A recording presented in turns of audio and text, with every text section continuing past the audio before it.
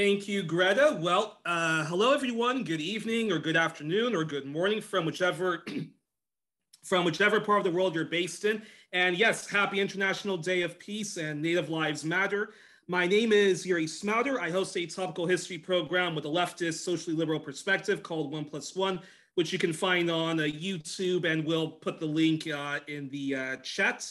And tonight, I am so honored to be moderating under the platform of World Beyond War, a superb peace organization, what I know will be an epic but a civil debate on, can wars ever be justified? And while this debate has taken place before under WBW, I believe what makes this more unique is that it'll be between two lifelong anti-imperialists.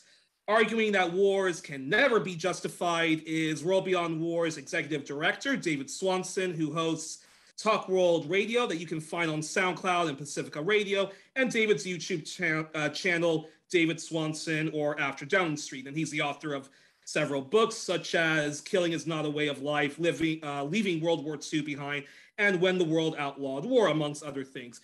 And arguing that wars can sometimes be justified is Arnold August, a brilliant Canadian indie journalist, activist, and sought-out commentator. Arnold is a leading Cuba solidarity is one of the leading Cuba solidarity voices, arguably across Turtle Island. Often interviewed on Telesur, Press TV, and has articles published in Black Agenda Reports, globalresearch.ca, and the Canada Files, which he's an associate editor, and the author of 3 books on Cuban history, current affairs, and more: Democracy in Cuba, the 1997-98 elections, Cuba and its neighbors, Democracy in Motion, and Cuba, US, Obama, and beyond. And his articles are published in English, French, Farsi, and Korean, to name a few. And just before we get into the debate, again, these are two lifelong anti-imperialists engaging in a century-long discussion that socialist revolutionaries talk about. Do we go through the world through peaceful means or violent means? What Black leftists in the US are constantly debating about, the school of thought of MLK Jr. and Dr. Cornel West, or that of Malcolm X and Kwame Nkrumah. Nonviolence versus violence, Gandhian means or militant means, and across the Latin America, left, Africa, and Middle East, the diaspora of all colonized people, marginalized folks, are asking themselves, do we go through armed struggle or civil disobedience? So we'll start firstly with David making his 10-minute pitch, making the case that wars can never be justified. After that, Arnold's going to present his counter case for 10 minutes. Then afterwards, David will get to respond to Arnold's opening remarks. Arnold will get the chance to respond to David's remarks, both 5 minutes each, and we'll open the floor later to questions, and I'll be reading aloud questions that were sent to us either by email or in the chat. And folks can ask, you can direct your questions to either of the two gentlemen, and I'll rotate the questions back and forth. And then after that, we'll have David will have his closing remarks for 5 minutes. Arnold will have his closing remarks for 5 minutes. And to help make sure that this train runs smoothly, World Beyond War's organizing director, the brilliant, stupendous Greta Zara, will make sure that our speakers stay on time, and will also and she's doing all of the wonderful tech and make sure that's all getting uploaded and whatnot. And I believe before the Q&A starts, we'll be asking our audience to vote on the poll on where they stand on the topic. Can wars ever be justified, yay or nay? And they'll get the chance before and after the closing remarks to vote on this again. So without further ado, I just also want to thank everyone who helped promote this, and free Julian Assange, and solidarity to our indigenous people across Turtle Island and the world. And now let's get into the debate. He needs no introduction. David Swanson of World Beyond War, Talk World Radio, author and activist, Nobel Peace Prize nominee. David, the floor is yours. Thank you, Yuri and David. Let's do the poll first before we launch into the debate. We want to do a pre-debate poll before people have heard anything from you all to gauge whether they believe war should be justified or not. So let's launch that first, and then David, hang on tight, we'll go to you after that. Perfect. So I have just launched the poll. Hopefully people can see that on their screens. I can see votes coming in now, so please take a moment to vote yes or no. Can war ever be justified?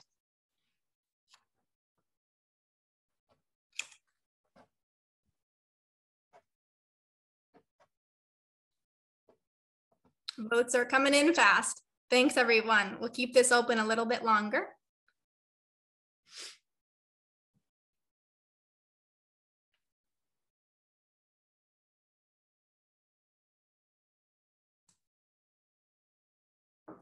We have an 81% participation rate. Can we get that a little bit higher?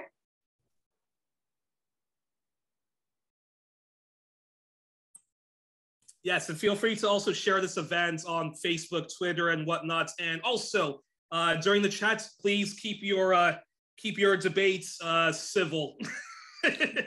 we're asking our guests to be civil. This is International Peace Day, so please keep your debates civil throughout.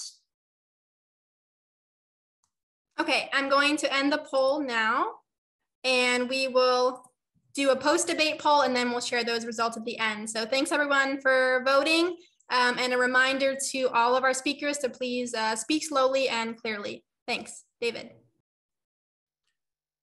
Thank you.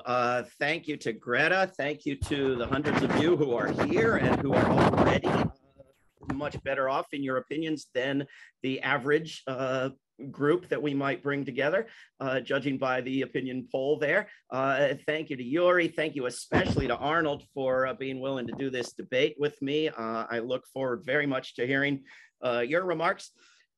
I want to talk very briefly about two topics: the instance and the institution.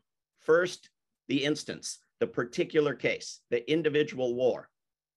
Let's say that we are participants in a popular, democratic, socialist, human rights loving movement and a successful, fairly elected national government, and we're invaded and overthrown by a right-wing military with horrific violence. What should we do? I'm not asking what can we do that has some slight chance of better results than doing nothing. Almost anything meets that standard. I'm not asking what can we do that we'll be able to claim is less evil than what the invaders and occupiers just did. Almost anything meets that standard.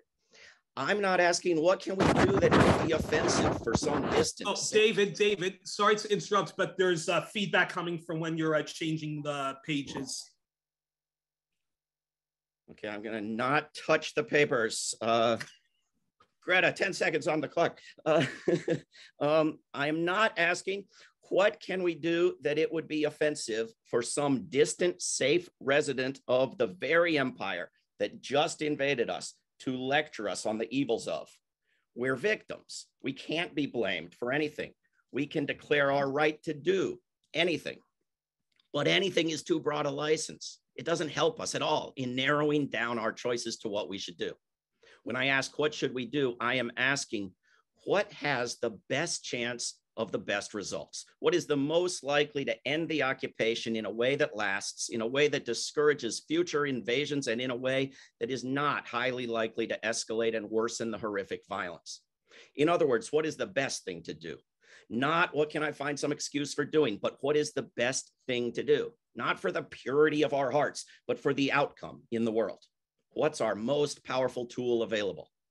The research by people like Erica Chenoweth has clearly shown that nonviolent actions, including against invasions and occupations and coups and dictatorships, have a significantly higher chance of being successful, with those successes usually far longer lasting than what has been accomplished by violence. For a growing list of successful nonviolent actions used in place of wars, see WorldBeyondWar.org/list. Occupations have been ended in places like Lebanon, Germany, Estonia, and Bougainville. Coups have been stopped in places like Algeria and Germany. Dictators overthrown in places like El Salvador, Tunisia, and Serbia. Armed takeovers by corporations blocked in places like Ecuador and Canada. Foreign military bases kicked out of places like Ecuador and the Philippines. There are many more examples of violent actions, but there are enough nonviolent ones to understand that it is an option. There are also many examples of very mixed campaigns, part violent and part nonviolent, that we can learn from if only partially recommend as models to follow. Nonviolent action, like violent action, can be used for good, evil, or indifferent purposes. And like violent action, but less frequently, nonviolent action can fail.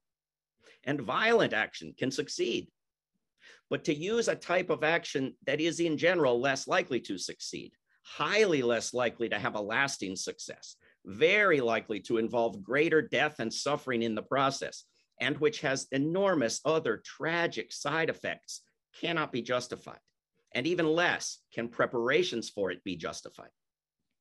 We should be clear, of course, that nonviolent campaigns usually involve the use of violence against them, and acknowledge that many people find it somehow more awful for people to be harmed when they are not themselves engaged in violence.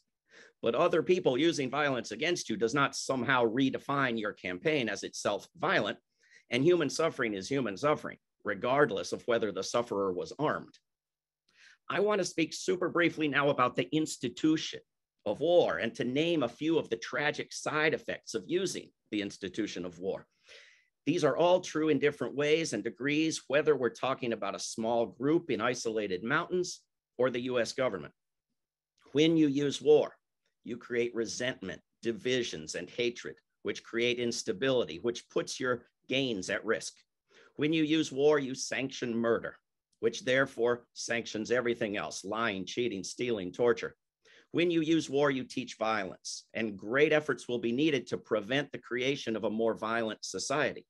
When you use war, you do environmental damage, from scattering toxic weaponry in a village to heating the earth to increasing the risk of nuclear apocalypse. When you use war, you move wealth from human and environmental needs to a wealthy northern elite of weapons dealers who in turn do horrendous environmental damage, corruption of governments, militarization of police, and destruction of the rule of law. When you use war, you create support for authoritarianism, hierarchy, secrecy, and surveillance, and above all for the institution of war, which is the top impediment to absolutely urgently needed global cooperation on climate, disease, and poverty, and which is the top destroyer of wealth that could be moved to human and environmental needs, as well as being the top cause of homelessness and refugee crises, and one of the top causes of death and suffering. 3% of merely US military spending could end starvation on Earth.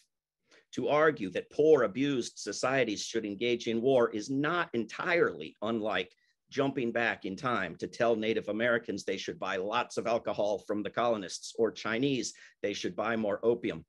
War is a business, a dirty business, the most offensive business, and we should not encourage it. But what choice is there? What else could the Russians have done? What else could the Iraqis have done? Do I wish the US had not ended slavery, etc.? The notion that in order to stop NATO expansion, Russia had no choice but to do what it and everyone else knew would give a major boost to NATO expansion is worth examining. It seems exactly as sensible as claiming that up is down, and yet millions of people stand by it. One reason may be that when war is the topic, even the slightest fault finding with one side is understood as nominating the other side for sainthood. Given the horrible, immoral, intentional, provocative warmongering by NATO, one doesn't wish to nominate it for sainthood. So one must conclude that Russia is blameless even in ways that make zero sense. But Russia could have continued mocking the daily predictions of an invasion and created worldwide hilarity, rather than invading and making the predictions simply off by a matter of days. Could have continued evacuating people from eastern Ukraine who felt threatened by the Ukrainian government, military, and Nazi thugs. Could have offered evacuees more than $29 to survive on. Could have asked the UN to oversee a new vote in Crimea on whether to rejoin Russia. Could have joined the International Criminal Court and asked it to investigate crimes in Donbass. Could have sent into Donbass many thousands of unarmed civilian protectors, put out a call to the world for volunteers to join them, etc. Now, of course, I will be accused of demanding sainthood of Russia, even though I spend a lot more of my time demanding the exact same things of the US, and I limit my demands of NATO to one demand: that it cease to exist. But we're not here to talk about what's easy or expected or no more monstrous than what somebody else does. We're here to talk about what's morally defensible. Am I upset that the United States abolished slavery? No, I just find it relevant that much of the world did so without that sort of war. And even more relevant, that a sensible plan to legislate an end to mass incarceration or any other evil is not understood today by virtually anyone to include first slaughtering huge numbers of people and then passing a bill into law. All of us would rather jump straight to the second step, and there's no reason we can't. If endless news reports that treat with the utmost solemnity the pronouncements of paid advocates for mass slaughter start to get you down, I ask you to remember the observation of Barbara Ehrenreich, whom we lost this month, that a likely origin of war is far from glorious or noble.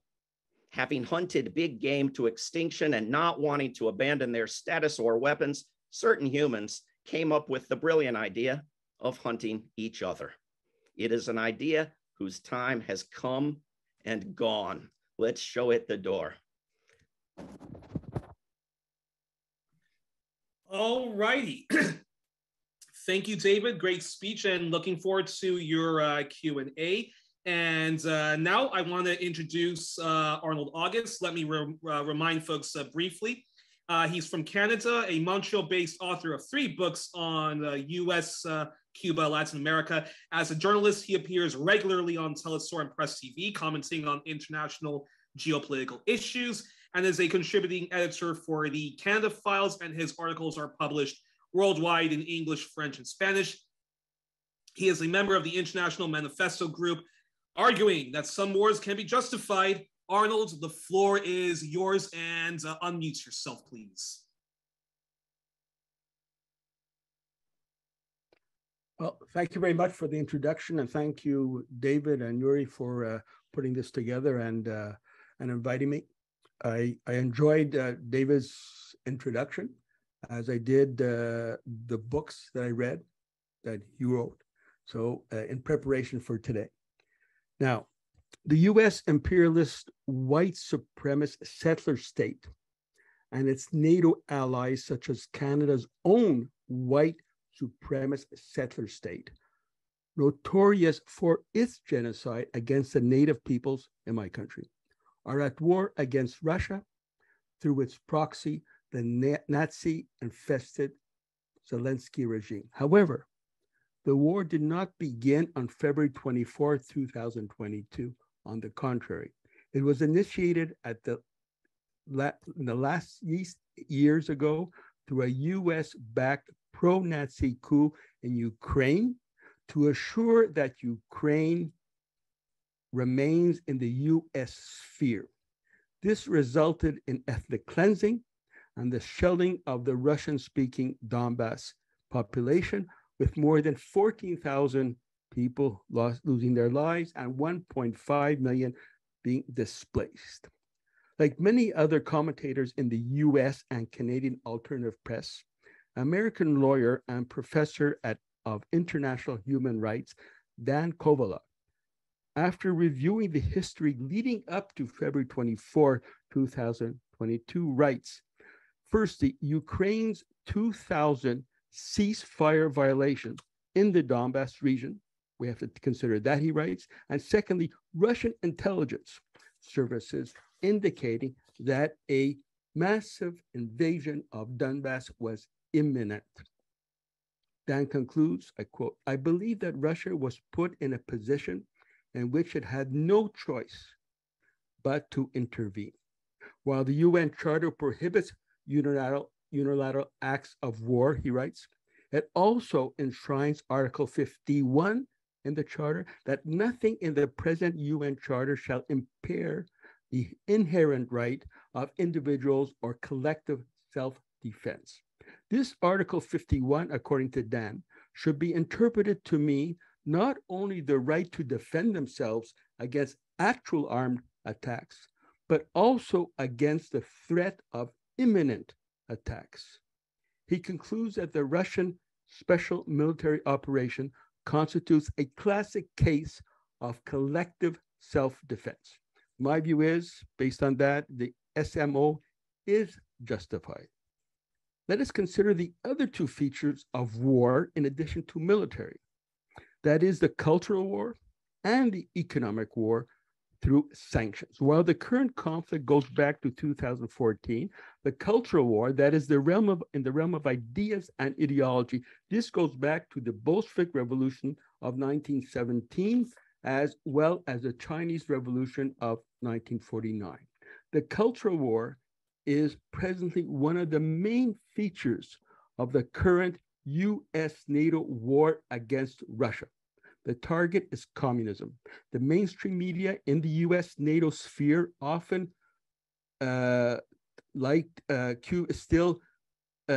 label Russia as still being communist. This is done by innuendo, of course, such as by flashing the USSR flag and hammer and sickle images in their reporting. I'm sure many of you have seen this report. These sublime hints in their wall-to-wall coverage of the conflict are so effective that a poll indicates, recent one, that 42% of Americans actually think that Russia is communist. Of course, the US, NATO media, and politicians have it both ways.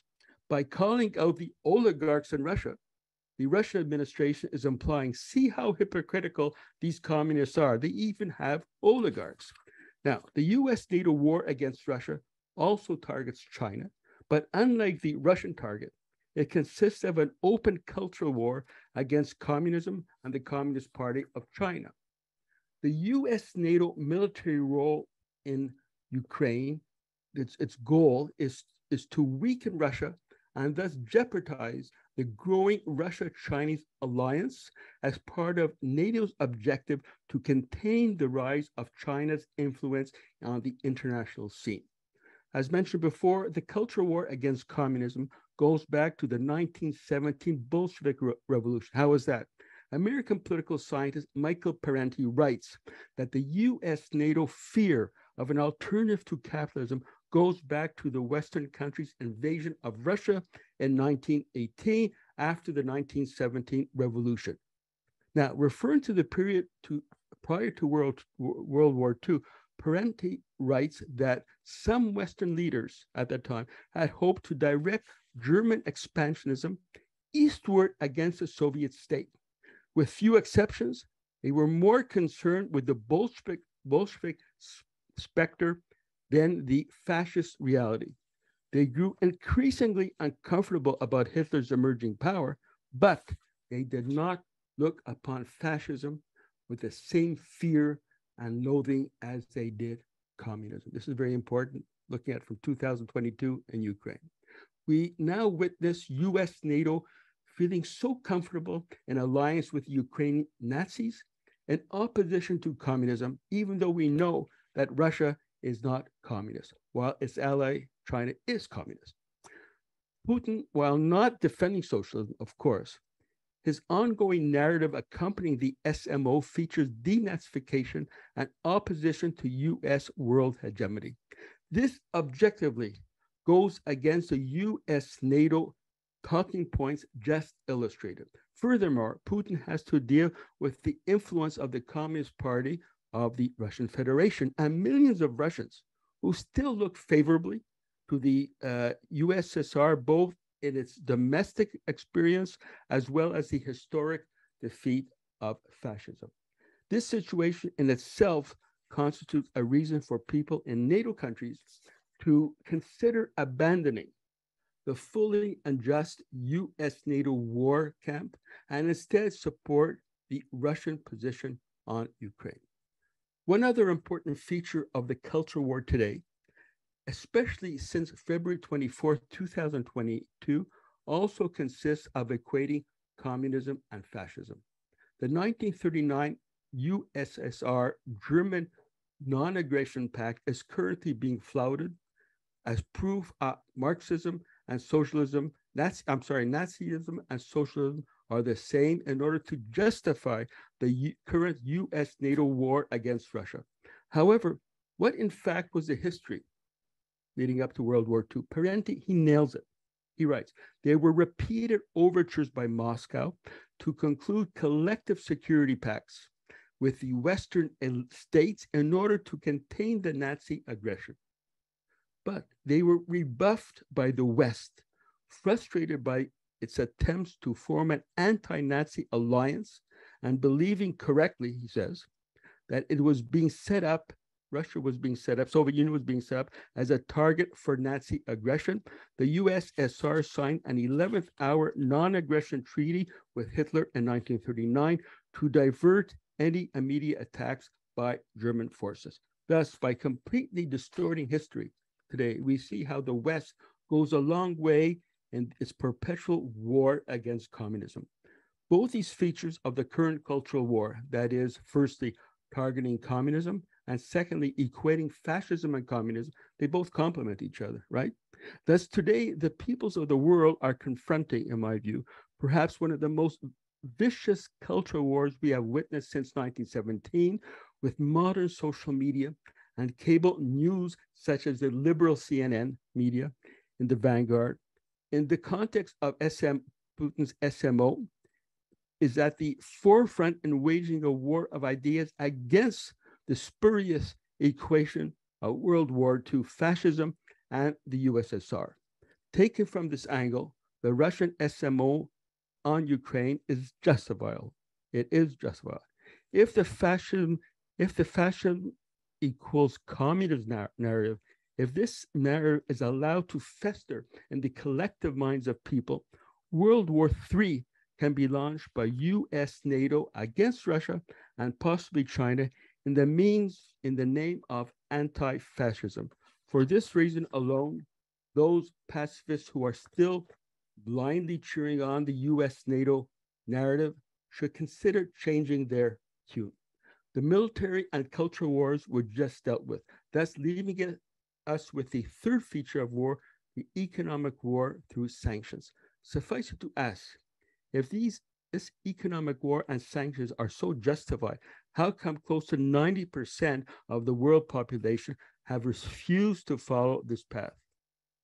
Peace. Today, especially, we want peace. We in the NATO countries, in my view, must put pressure on our respective governments to push Ukraine to negotiate a peace settlement, taking into account Russian concerns, while supporting the Russian SMO and referendums to be held soon in East Ukraine as an added pressure for the US to negotiate and perhaps bring about peace, which we all want. Thank you.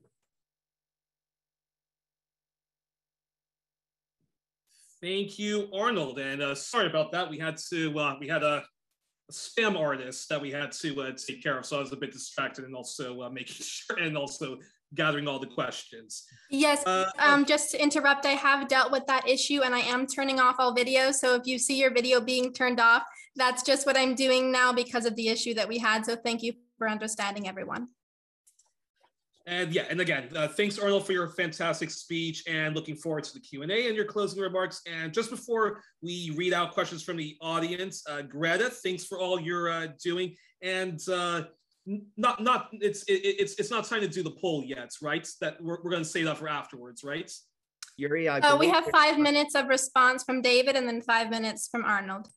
All right, David, your 5-minute response to anything Arnold said. First of all, Arnold, thank you again very much for doing this, and thank you for fulfilling my expectations that this would be an utterly different debate from any of the ones I've ever done before, which typically have involved people supporting US and NATO wars or refusing to name a war at all and wanting to talk about my grandmother in a dark alley with a mugger coming and so forth. So thank you for not only doing the debate, but talking about a war, naming a specific war, and doing the exact opposite of anything I've ever seen before. Like normally World War II is brought up as just the slam the door argument for why wars can be justified because the US role in World War II.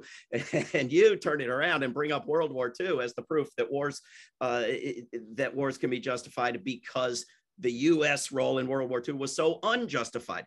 Very interesting. Couldn't disagree with your analysis of the US. The problem is that none of the other sides of World War II were justified either, and no war you've talked about in any way involved justifying it. I mean, there was a great deal of history of facts that we ought to all agree with. There was a coup. There's a long history of NATO provocation and U.S. warmongering and hypocrisy and propaganda. And essentially, he started it. Yep. Okay, fine. I'm not interested in who started it. I'm interested in whether engaging in it from either side can possibly be morally defended. Was Russia provoked? Sure. People provoke me all the time. Doesn't justify me killing them. The compliance with the UN Charter, that's your final word on justifying a war? This extremely flawed document from a deeply flawed institution is the final word for a progressive anti-imperialist, that you can find a lawyer who will claim that a Russian war complies with the UN Charter when I can find 18 who claim it doesn't? I'm interested in whether it's morally justified, whether we think it's a good thing to do, not whether it complies with the UN Charter. Does the US do dishonest propaganda? Yep, sure does. Does it have a record of supporting horrible right-wing governments going back long before Nazi Germany? Yeah, of course it does. But to join in Russian propaganda, calling a war, calling the bombing of people's homes an SMO, expecting us to have learned the acronyms for euphemizing war on behalf of Russia, a special military operation. I think, and then to say that the way to peace is to support one side of the war, that you want negotiations, but you want to support one side of the war. This is what the supporters of NATO say as well. It doesn't work. This is not how you get to negotiations. This is how you get to threats of nuclear apocalypse and bigger weapons shipments and no-fly zones and a greater war. I think we need to stand with the Russian people who were out there today bravely filling the streets to protest a draft, not with the Russian government threatening nuclear apocalypse. Imagine how we would feel in the United States if there were Russians supporting abuses of us by our government. I don't think we'd like it. Just as we should stand with those in Central and Western Europe who are out there protesting the war, and with the Ukrainian pacifist movement that is protesting both sides of this war. This is how you do it. People like to say, well, you don't have the right to tell the Russians that they don't have the right to fight back. How dare you take away those rights from the Russians? And it's very strange to me because I don't have the power to give or take away any rights from any Russians. It's not a power I want, and it's certainly not one I have. So, sometimes people, I think, are talking about this 18th century philosophical question of rights existing outside of humanity somewhere. I have zero ability to speak to that. But what I want to ask is waging war a good idea? And the very worst thing I can do to anybody is recommend against it. I can't deny anyone their rights in doing that, but war denies millions of people their rights, including the right not to be killed, the right to freedom of movement, the right to a home, and there are options. This whole field of study of nonviolent activism, of diplomacy, of international cooperation and law and disarmament and unarmed civilian protection is generally excluded from school textbooks, from corporate news reports. We are supposed to treat as fact the idea that Russia has not attacked the Baltic states because they're members of NATO, but not to know that those countries kicked out the Soviet military using less weaponry than your average American brings on a shopping trip. In fact, no weaponry, by non-violently surrounding tanks and singing songs. Why isn't something that weird and dramatic known? It's a choice that's been made for us, right? And so our trick is to make these choices for ourselves, to decide for ourselves what not to know. And this depends on our seeking out knowledge and making sure others gain it as well. The worst thing, I think, about arguing in support of war making by somebody else, by whoever's opposed to the United States, is that people in the United States hear about it and they think it justifies the institution of war. This is like telling the US public that the institution of war is justified. The Pentagon and its most fervent supporters see themselves as an oppressed and endangered victim of irrational threats from around the globe. So when we talk about war as defensive, they think we're talking about them as well. So I think, you know, we should be telling other people around the world when they ask to use nonviolent action, because it's the best advice we can give. But principally, we should be using nonviolent action to David, your time is up. All righty. Arnold, do you want to respond to David's opening remarks and any of his criticisms of your presentation? The floor is yours, 5 minutes. You muted, Arnold. Regarding the opening remarks by David, I believe you mentioned, if I'm not mistaken, the question of Lebanon. Now, the issue of the Middle East and Israel, in my view, Israel is called an apartheid state, but in fact, Israel is much worse than an apartheid state. Apartheid means separation. Israel, in fact, is a state organized by the United States and the West since the beginning, with the goal of committing genocide against the Palestinian people. Can anyone in the audience tell me that if it was not for the Palestinian resistance, that the Palestinian people would still exist?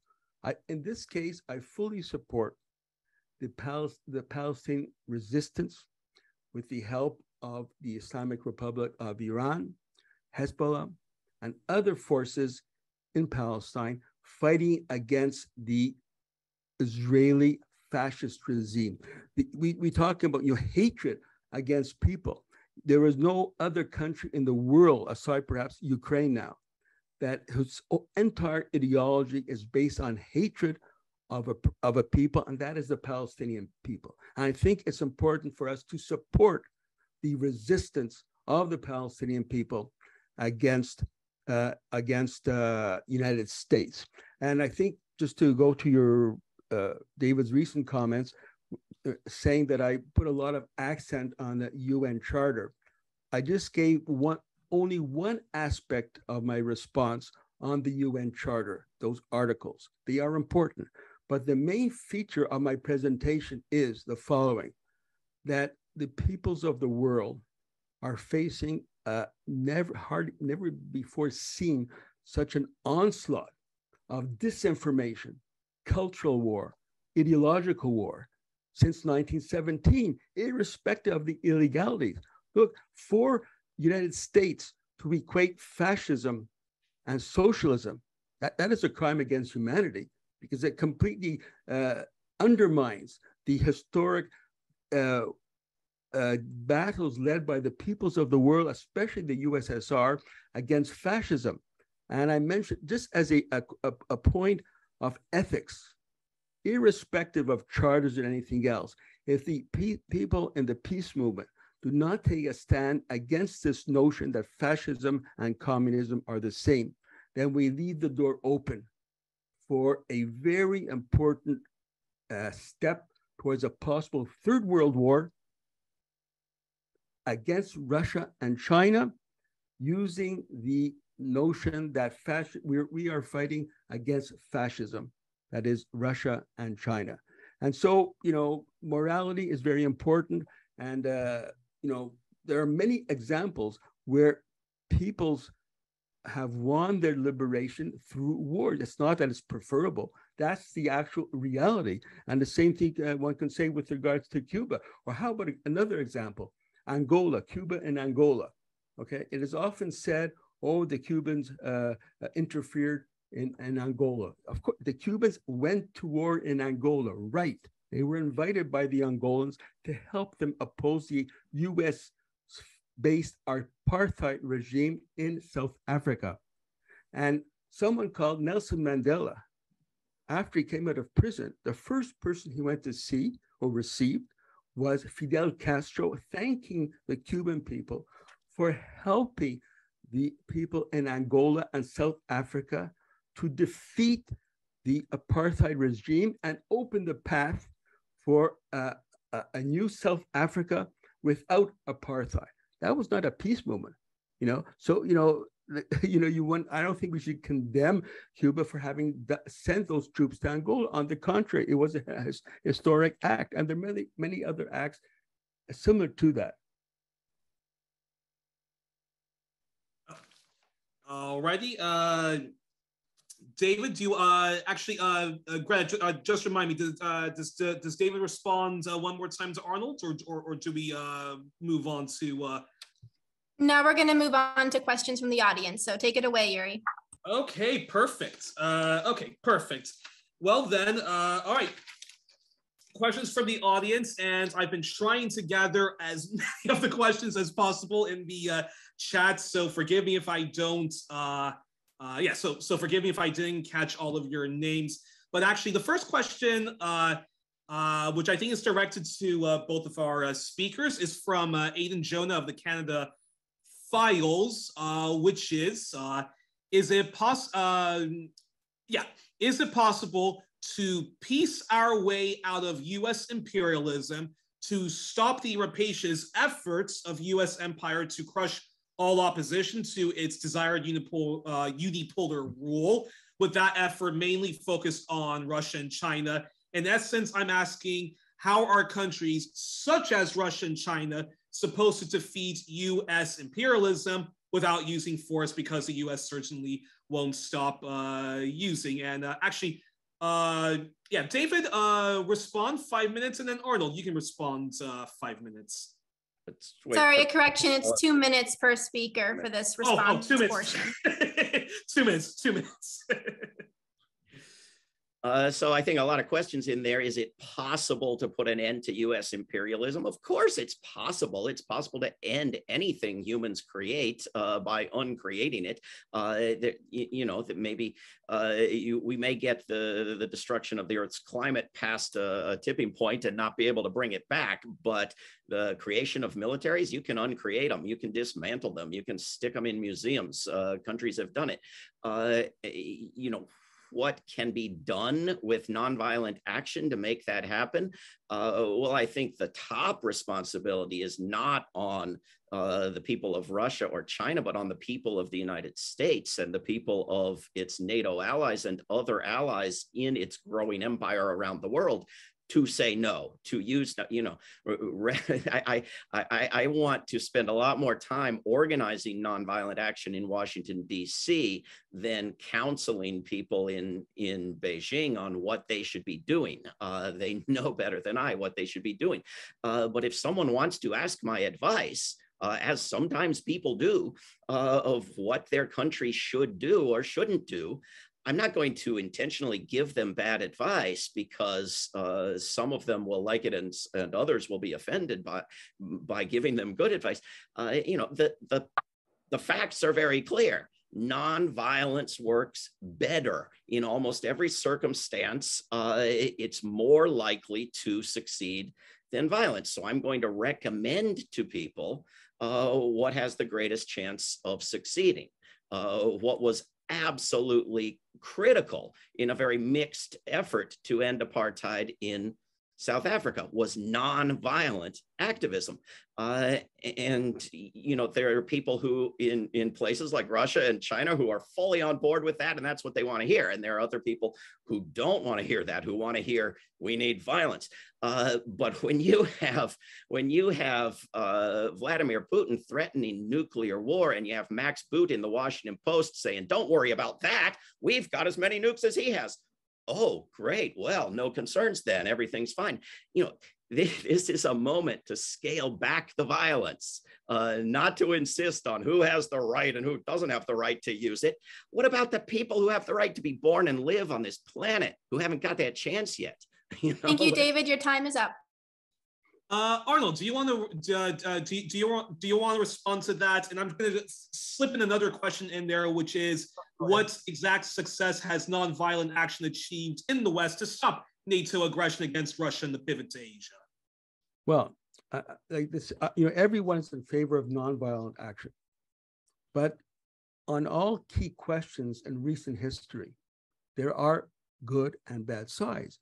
I was very much involved in the 1960s when the war in Vietnam was raging. What demand did we put forward then in Canada, United States, and other countries?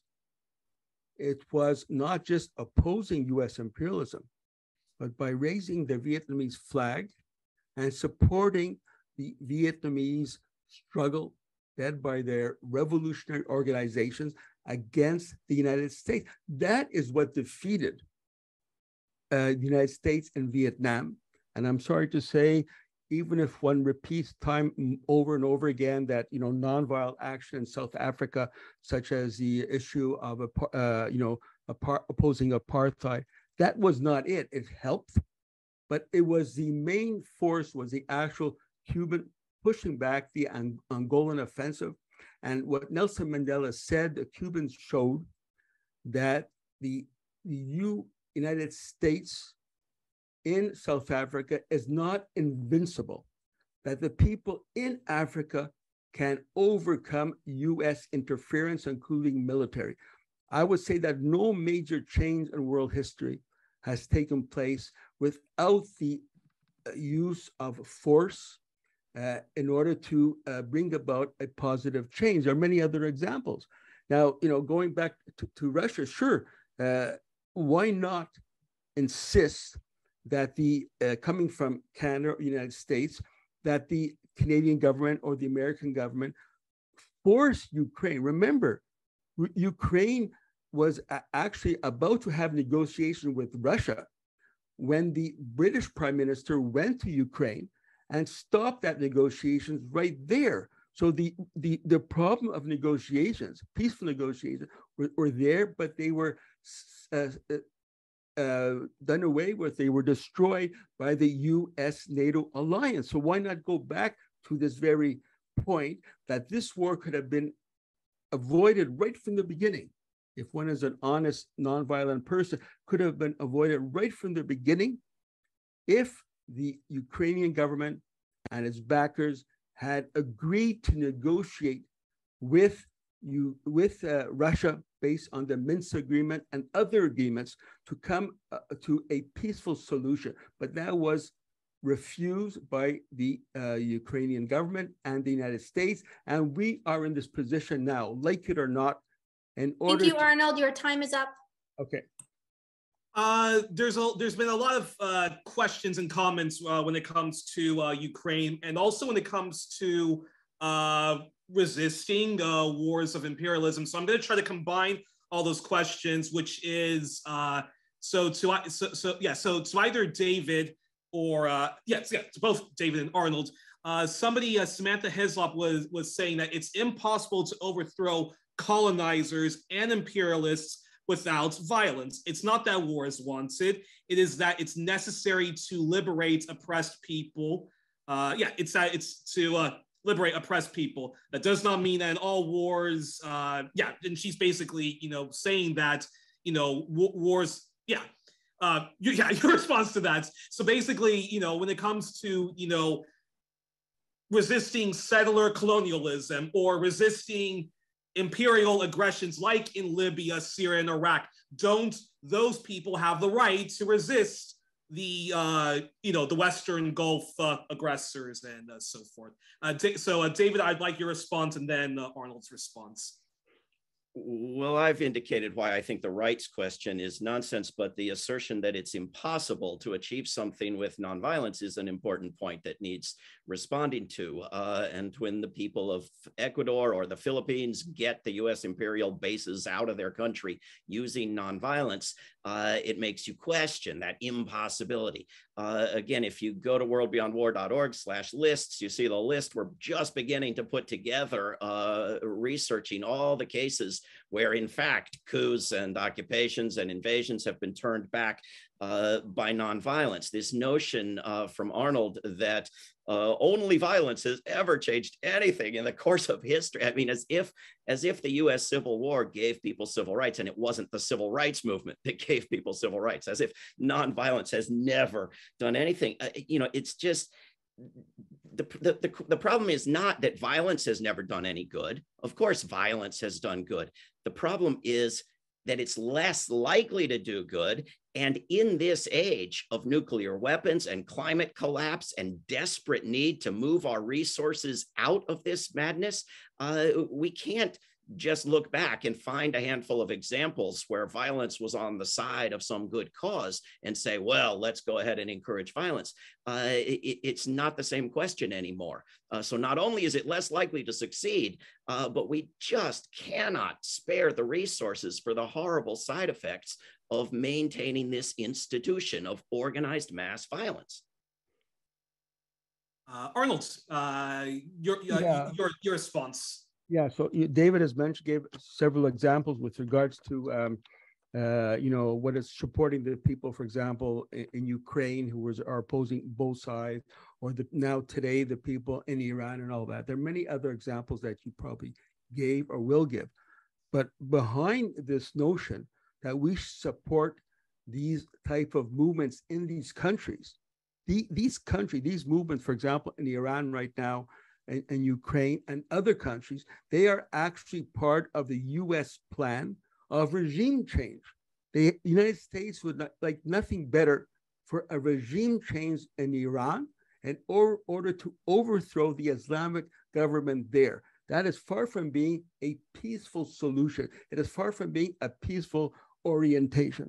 Nothing could be worse for the people in the Middle East if the United States can succeed in overthrowing the Iranian government there, which acts as a guarantor for the independence and the dignity of the people in the Middle East. Not only that, they carry out very important programs with other countries of the world. I've had some discussions with some of my friends who don't like the Islamic Republic of Iran and all that. Well, I have contact with them in terms of they published one of my books. I appear on their TV.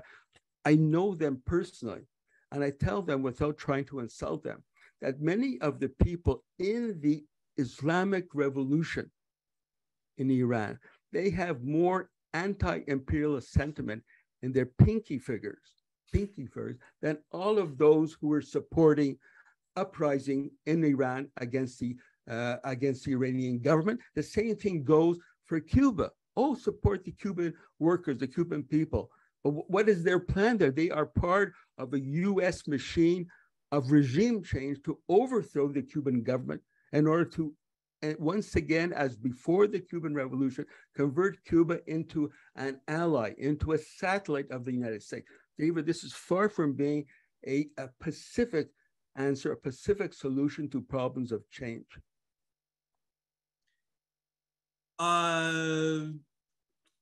Yeah, thank you for that, Arnold. Sorry, a bit distracted trying to keep a track of all the questions. David, somebody wanted, somebody wanted to ask. There's been a lot of questions about that. Yes, we should be building a world of peace, but yes, somebody was asking.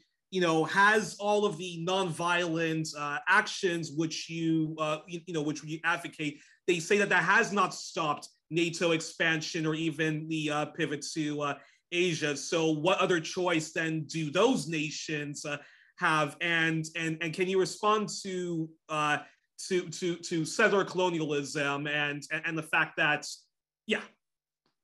settler colonialism in Turtle Island, Australia, and New Zealand, and the fact that the indigenous people there are still being brutally, subjugated and whatnot.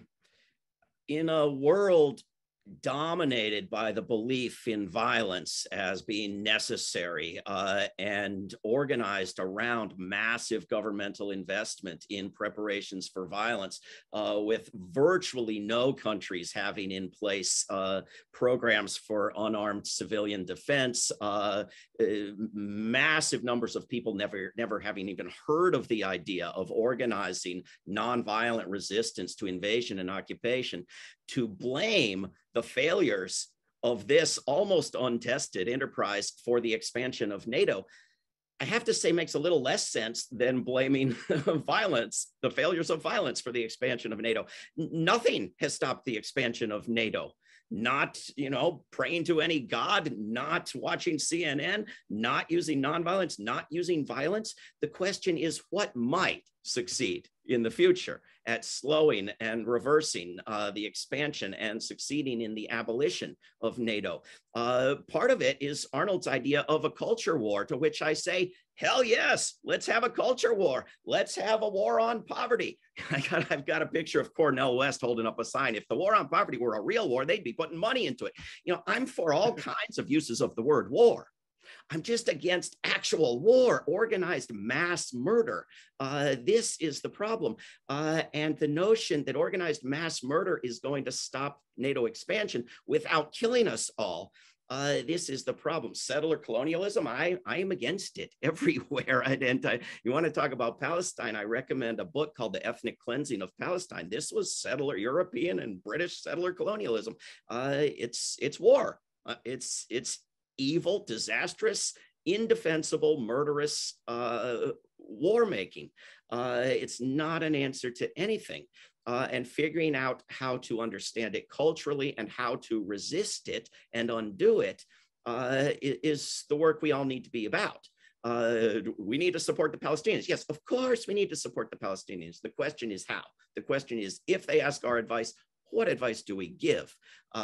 Which Palestinians do we agree with and encourage? And this is the question. Any thinking person has to give advice based on the evidence they've seen, and the evidence is quite clear. And actually, Arnold, instead of responding to this, respond to this. Somebody Suzanne Taylor typed. Whether to engage in any war isn't the right question. The right question is how to democratize the world, or whatever you would call humanity, that is cooperating rather than aggressing. We don't even do much talking about that. What can we, the people, do to create a cooperative world, which would deal with raising people up, and having a UBI and what's not. And before people talk about we need to have a world with peacekeeping, I believe my comrade Tina reminded us that UN peacekeeping forces in Haiti have actually been the ones doing a lot of the imperialism. So Arnold, your response, and David, if we have time, what's your response? I'm not too sure. Well, I'll just go back to what David says with regards to dealing a blow against NATO, opposing NATO. Russia has done a great job in thwarting NATO expansion and NATO threats against Russia. Now, this may seem, that's crazy, but NATO is actually isolated in the world today, and that is as a result of Russian resistance in alliance with China, with Iran, and other countries. Now, we could have another debate, say, in a year from now, to see whether what I'm saying is crazy or not, because the way the world is going now, Russian resistance to NATO expansion will have long-term effects in the world. And I'm convinced over a period of months or years that NATO will become even more isolated and more weakened than it is now, not stronger. And with regards to the native people, it's a good point. Now, just before the pandemic broke out a couple of years ago, the native peoples in Canada were struggling against the Trudeau's plan to establish a gas line pipeline in the West. The country was basically shut down with the slogan, no to reconciliation, yes to revolution. Now, unfortunately, the pandemic stopped that, but that is the point. The native peoples, by the very nature, know that they cannot have reconciliation. There's no such thing as reconciliation within the system that is a colonial settler state. The only alternative for them is for a revolutionary movement against the colonial state. And the same thing applies to native peoples, I guess, in the United States. No one can convince the native peoples. There was a very good book written by an American called The American Holocaust. You probably read that, David, in which he is a detailed account how the United States, the colonial settler state, commit Holocaust against the native people. So what is the opposition, what is the response to the native people or those that are still remaining? Is the only thing is a revolutionary struggle against the ruling circles in their respective countries. Now, we say, asking advice. I mean, I was in a not a webinar, but a podcast a few years ago on the issue of Palestine. Thank you, Arnold. Your time is up. Okay, fine. Greta, do we have time for one or two questions by any chance? We could fit in one or two more questions, and then we'll go to closing remarks after that. Okay, perfect. Then I have a question for Arnold, and then a question for David again, and of course on the wonderful thorny issue of Ukraine and China. So David, this question is for you. The person, Aiden, asks, with NATO ignoring diplomacy and seeking to crush Russia and China, and of course, I believe my comrade Samantha mentioned Rand Corporation's, plans of wanting to balkanize the Russian Federation. So, with NATO ignoring diplomacy and seeking to crush Russia and China and balkanize them, should they simply allow themselves to be invaded? And Arnold, the final question is for you.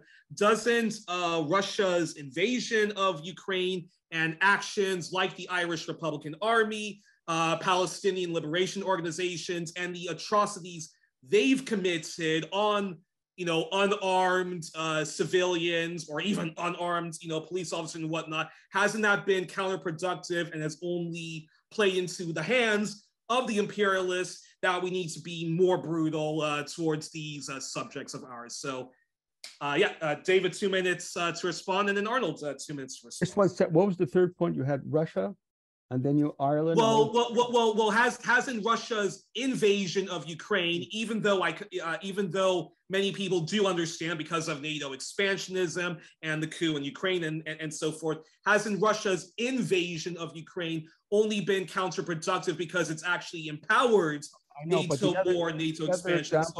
What was the other example? And then the other examples is when the IRA has committed their atrocities, bombing British people in pubs, or Palestinians when they commit a suicide, bomb on the bus filled with unarmed Israeli civilians. Hasn't that been more counterproductive, and it's only empowered more the imperialists they wish to overthrow? And then David, your question again was, with NATO ignoring diplomacy and seeking to crush Russia and China, should they simply allow themselves to be invaded?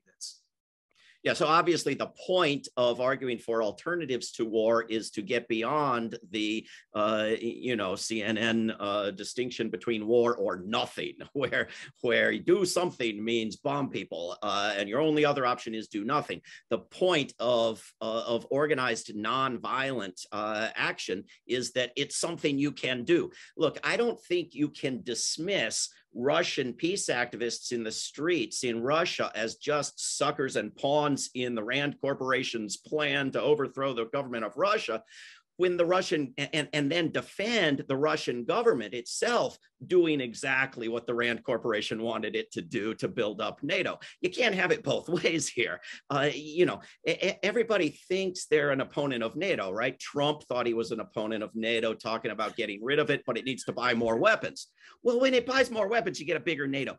Then you get Joe Biden. He loves NATO and he thinks it should buy more weapons. Exactly. That is a war profiteer.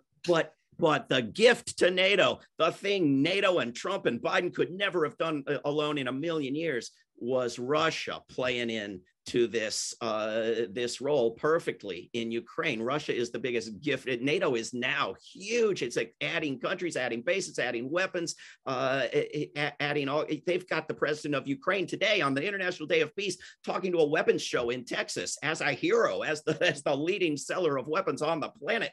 Right? They could have never done this without Russia. We have to understand that the U.S. seeks to overthrow regimes, that it has plans to infiltrate and to mobilize, and still understand that people have legitimate grievances and that people have horrible governments and that people should be able to use nonviolence to change their governments, even at the risk of the US trying to get involved, and do everything we can to keep the US from getting involved. But we can't deny people the right to use the most effective tool there is against some of the worst governments there are, because there's a government halfway around the world that wants to interfere and use those people for its own ends.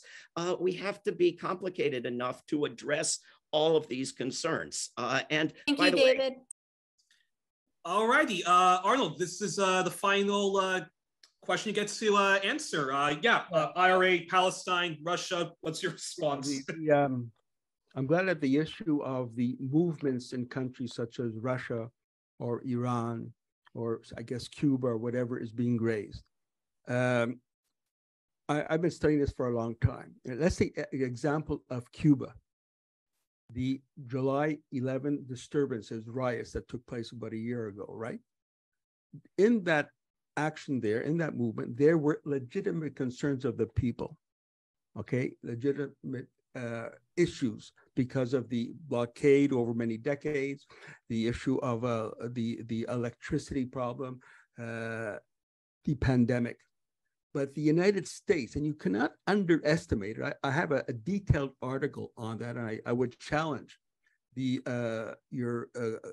World Beyond War to publish my article on Cuba, but shows without any doubt that the United States, through its paid agents, infiltrated that movement with a specific goal of a color revolution against the legitimate government there, far from being peaceful. And there are many other examples as well. I mean, one cannot be naive that someone in Russia who is opposing Putin, oh, they're just, ordinary people and all that. How come the US media just jumps on them and promotes what they are saying? The same thing was happening in Iran. Like, some action took place in Iran yesterday. Right away, the media know who to find in Canada to express the opposition of their opposition to the Iranian government. The issue of, US-led destabilizing regime change program is not something that can be taken lightly. This is not to say that in countries there are not issues, but this is so overwhelmingly carried out that it has to be dealt with in a clear way, without falling prey, without being naive. Now, I remember a few years ago, I was sitting in the, and I could deal with that other time. Go ahead. I think my time is up. Thank you. Okay, well, I think now it's time for closing remarks. David, the floor is yours. And unfortunately, I think you're close. I think the closing remarks is only 2 minutes, right? 5 minutes. Oh, 5 minutes. Okay, David, the floor is yours. Closing remarks followed by Arnold. Thank you, Yuri, and thank you again to Arnold.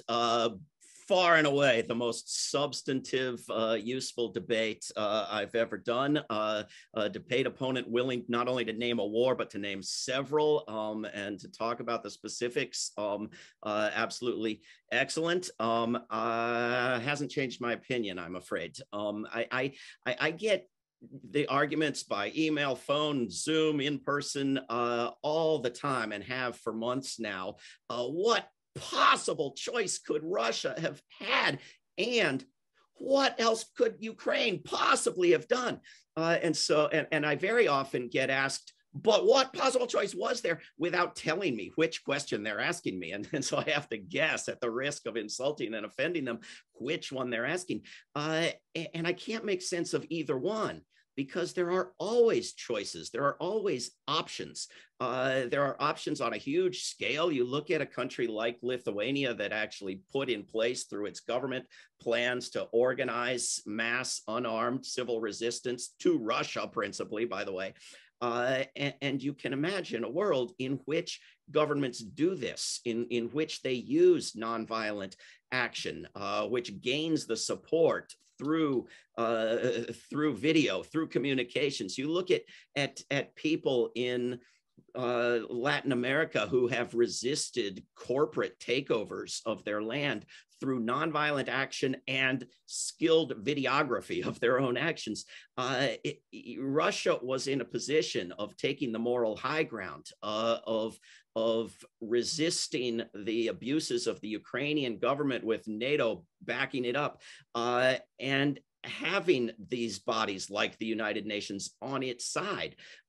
Instead, it did exactly what it was predicted to do, exactly why, if you believe the Rand Corporation perspective is influential, exactly what those sorts of people wanted it to do.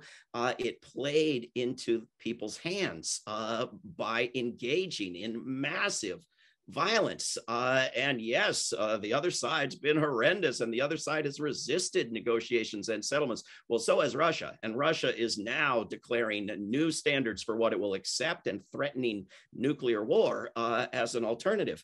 You know, I don't take anything the US government does lightly, but I don't take that lightly either.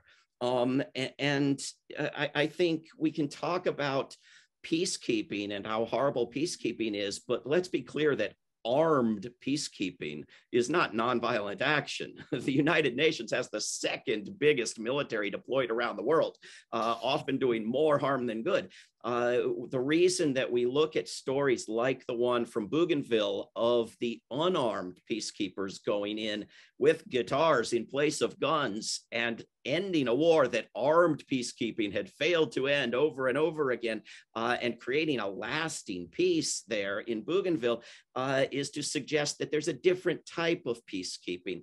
Groups like Nonviolent Peace Force and others that go and do unarmed protection and unarmed resistance, people who are organizing just this right now in Ukraine, have a record on a much smaller scale of accomplishing vastly more for vastly less expense than armed so-called peacekeepers. So we have to be clear, when you, just because we have the word, you know, they got peacekeeper in the name of missiles too, just because the word peace is in there, we have to be clear what we're talking about. And I think that using nonviolent activism to compel wealthy governments of the world to do better by other governments, by poor nations, not defending the counterproductive waging of war by the world's oppressed peoples. And perhaps we shouldn't even be debating whether it's counterproductive or not. We should be taking nonviolent action to pressure the United States and other wealthy governments to do better, because this is far more important and this is our responsibility. But the biggest impediment there is this dumping of resources into war preparations, right? It may be more important than what the people in Yemen do, a place where we haven't mentioned, where war has killed and harmed vastly more people than Ukraine, which is on our TVs. It may be more important what we do in the United States to get the United States military and weaponry and support out of that war, which has not ended. But if we started to move those resources from war to human and environmental needs, we could do things we dare not even dream of. We could do, you know, the Green New Deal would not just be this incredible dream, it would be a drop in the bucket. Or what we could do with a fraction of what's being spent on militarism. Cooperation around the world could exist without the war and hostility, but also with these resources that are just absolutely, literally unfathomable when you start Thank you, David. Action of them. Thank you. Arnold, yeah. Closing remarks, go ahead. I also enjoyed it very much, David. Thanks a lot. David and I, we obviously agree that the problem of US imperialism, US aggression around the world is a bad thing. Now, when we look at all of the activities, military activities, you even had it on your website recently, of the United States from the beginning, from 1776 to this period, regarding their aggression and military intervention. What is the main feature of that? In my view, the main feature of that is it is bipartisan. Both political parties in the United States support all of these aggressions around the world. So the answer is, what are the forces in the United States of America that oppose the two-party system? Now, in my view, the main force at this time opposing the two-party system is the Black radical, revolutionary, pro-communist tradition in the United States, by its very nature, as being coming about from slavery, opposes U.S. imperialism, colonialism in the United States and around the world, for example, in Africa. For example, the Black Alliance for Peace has a very clear position against a two-party system. When I wrote my second book with regards to American democracy, I was very much inspired by Glenn Ford of the Black Agenda Report, who said the issue is not supporting the lesser of two evils, but the problem in American politics is the lesser of two evils is to oppose what they will suggest as the lesser of two evils. But in reality, for example, Obama was the most effective of the two evils, and that is the danger. I remember I was in a conference in New York several years ago when Obama first came to power. I was sitting next to William Bloom, the well-known American historian, and he leaned over to me and said to me, you know, Arnold, the worst thing that happened to the American left in the United States was Obama. So that is the real, if we are interested in peace, we have to look to the revolutionary Black pro-communist opposition alternative in alliance with other left-wing organizations, for example, the Green Party and the Party of Socialism and Liberation. This is the only hope in order to oppose the U.S. program of imperialism and war. We have to look and count on the revolutionary struggle within the United States against racism and against the all of the other issues that are taking place in the United States, capitalism, and oppose the U.S. war against the peoples of the world from within the belly of the beast.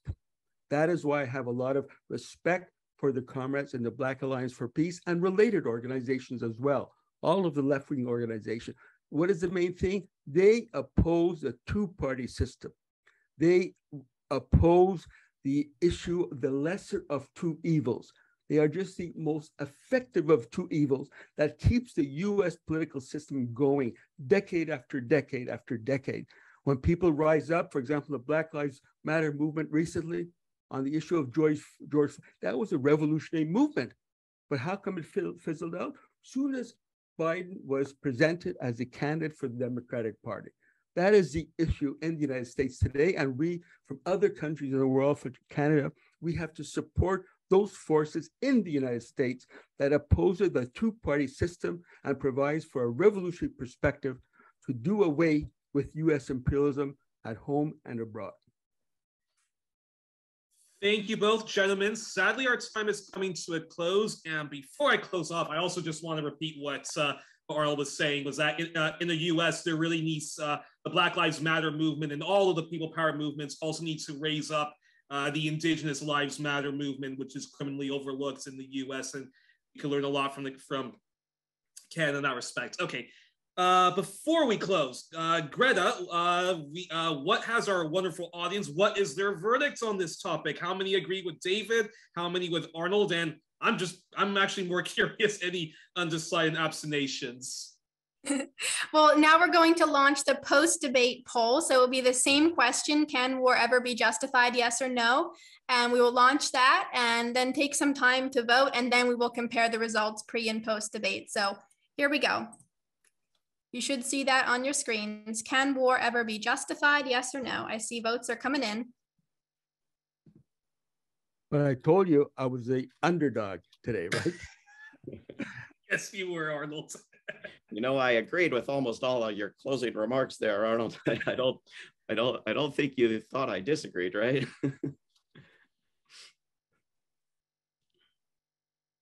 Thanks, everyone. We're going to keep the poll up a little bit longer and let people vote. And a reminder, we are recording this and we will send out the recording afterwards as well. I see a request for another debate again soon, so we'll have to think about organizing that. We will definitely organize one, no problem.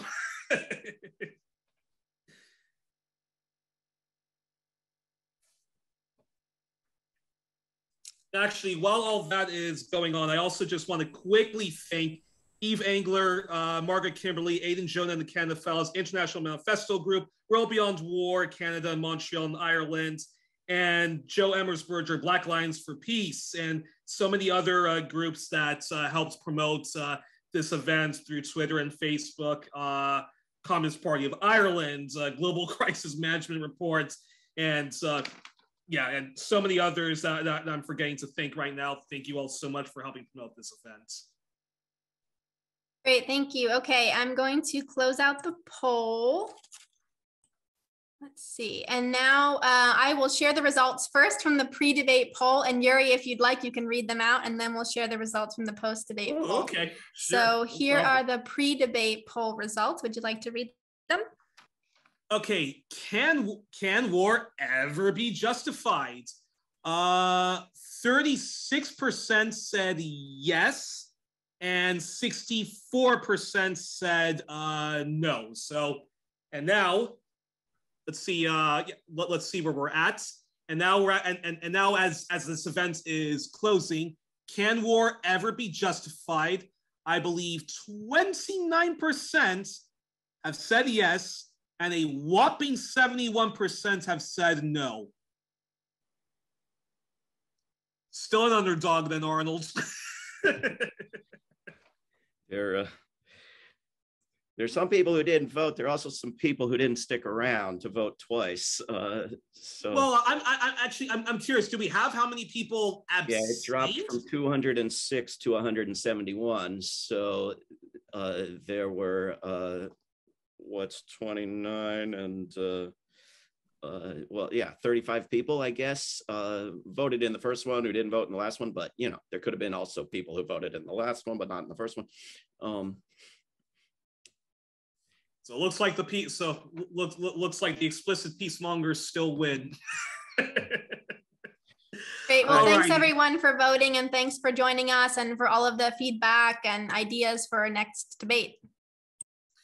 Thank you. All right. Are we closing now, or do I still have time for the closing remarks? Yeah, go ahead and wrap us up, Yuri. Okay. Well, on that note, just wanted to quickly say whether you agree with much of David's or Arnold's position, as anti-imperialists and peacemongers, we do need to build a just world beyond war. And this has been a great event. I can't stress enough and applaud the two brilliant anti-imperialists engaging in a civil discussion on this important topic. And here's hoping we live to see a day where this ghastly, grotesque system of imperialism and warmongering is vanquished, that we don't have to have violent resistance. And again, I just want to quickly also say thank you to the World Beyond War team from across Turtle Island, and Montreal. Big thank you to both David and Arnold, especially Arnold, who accepted this invitation. Thanks to all who promoted this. And again, a huge, heartfelt thank you to Greta Zara, the real captain of this ship. You are brilliant and made me feel less nervous about moderating.